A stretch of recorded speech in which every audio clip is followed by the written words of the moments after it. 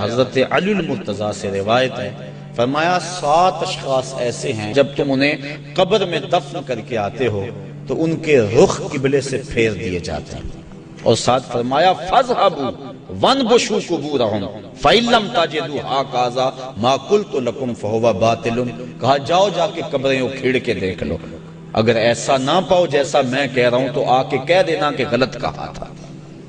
عرض کی قیلا من ہم یا رسول اللہ صلی اللہ علیہ وسلم، عرض کی حضور یہ کون لوگ ہیں کہ جن کے رخ قبر میں قبلے سے پھیر دیے جاتے ہیں؟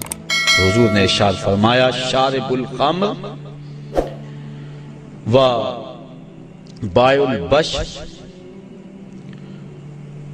و شاہد الزور و آکلۃ الربا والنائحۃ والمحتکر و تارک الجماع۔ 7 اشخاص گنوائے۔ پہلا شارب الخمر، شراب پینے والا۔ ایک روایت کے لفظ ہیں کہ شراب اپنے لیے بنانے والا، کسی اور کے لیے بنانے والا، شراب پینے والا، شراب پلانے والا، شراب بیچنے والا، شراب خریدنے والا، اور جس کے لیے شراب خریدی ہے، شراب کو ڈھونے والا، دوسری جگہ منتقل کرنے والا، ہمارا سب پر اللہ کے رسول نے لعنت بھیجی۔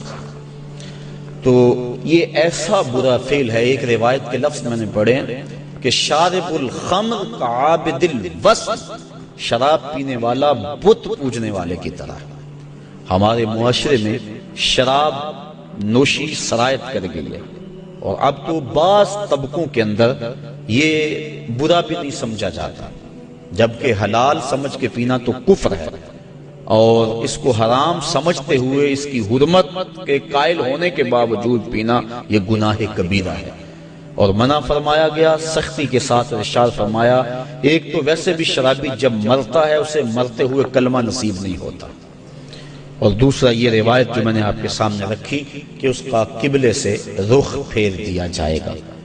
اور اب یہ بھی میڈیا پہ بیٹھ کے ہمارے روشن خیال حکمرانوں کی ایما پر لوگ کہہ رہے ہیں کہ صرف خمر حرام ہے، باقی جو چیزوں سے وہ کشید کی گئی چیزیں ہیں وہ حرام نہیں ہے، جبکہ میرے اور آپ کے آقا و مولا صلی اللہ علیہ وآلہ وسلم نے واضح طور پہ فرمایا ہر وہ چیز جو نشہ لاتی ہے وہ شراب ہے، اور ہر شراب خمر حرام ہے۔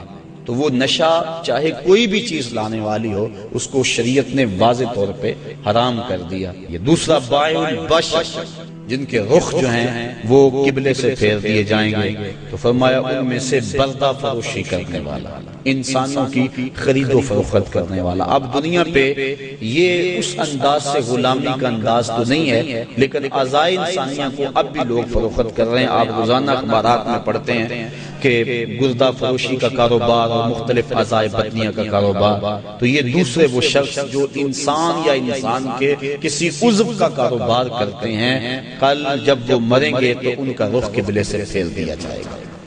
تیسرا ارشاد فرمایا وَشَاهِدُ الزُّورِ، اور جھوٹی گواہی دینے والا۔ بلکہ ایک روایت میں آقا کریم نے فرمایا میں تمہیں بڑے بڑے گناہوں کی خبر نہ دے دوں، الا انبئکم بأکبر الکبائر، بڑے بڑے گناہوں کی خبر نہ دے دوں؟ صحابہ نے عرض کی ہاں حضور، آپ ارشاد فرمائیں۔ فرمایا الاشراک باللہ وعقوق الوالدین الا وقول الزور، اور ایک فرمایا وشہادت الزور۔ یہ مختلف اقوال ہیں احادیث میں، مختلف احادیث میں، تو شہادت الزور جھوٹی گواہی کو حضور علیہ السلام نے جو ہے وہ اکبر الکبائر میں شمار کیا۔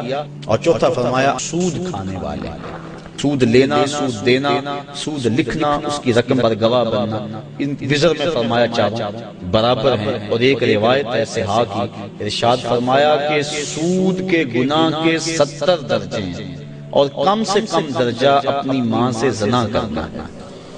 اب میں اور آپ دیکھیں اور اپنی زندگی کی راہ کو درست کریں۔ آگے فرمایا وَالنَّائِحَةُ، نوحہ کرنے والی عورتیں جب قبر میں جائیں گی تو ان کا رخ پھیر دیا جائے گا۔ جب کوئی شخص فوت ہو جاتا ہے تو صبر کا حکم ہے۔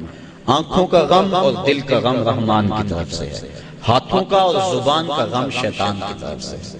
فرمایا لیسا منا من ضرب الخدود وشق الجیوب ودعا بدعوی الجاہلیہ، جس نے گریبان نوچے، اپنے منہ پہ تھپڑ مارے اور جہلوں جیسی باتیں کی، فرمایا ہمارے سے اس کا کوئی تعلق نہیں ہے۔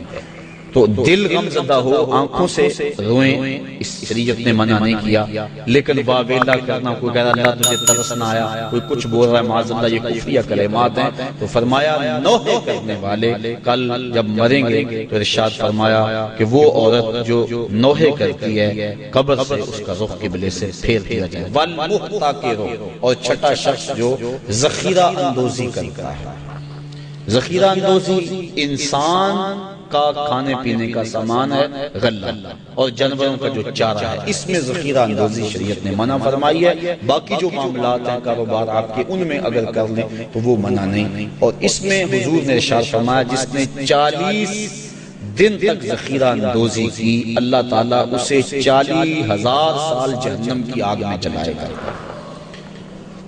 آخر فرمایا وَتَارِكُ الْجَمَاعَةِ، اور جو جماعت کو چھوڑنے والا ہے، نماز تو پڑھتا ہے لیکن جماعت سے نہیں پڑھتا۔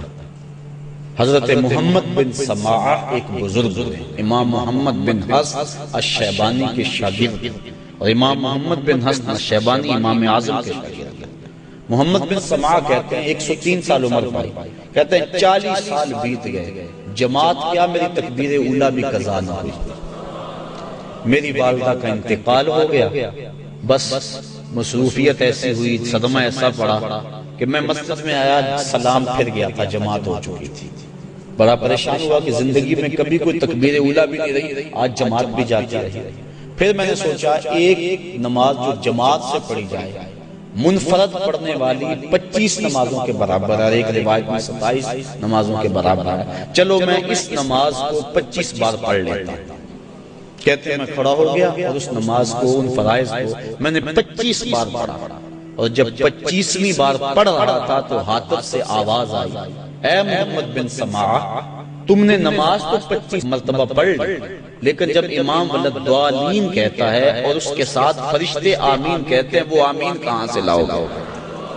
تو کہتے ہیں میں پریشان ہوا کہ میں 25 چھوڑ کے 25,000 مرتبہ بھی پڑھوں لیکن جماعت کی فضیلت نہیں پا سکتا۔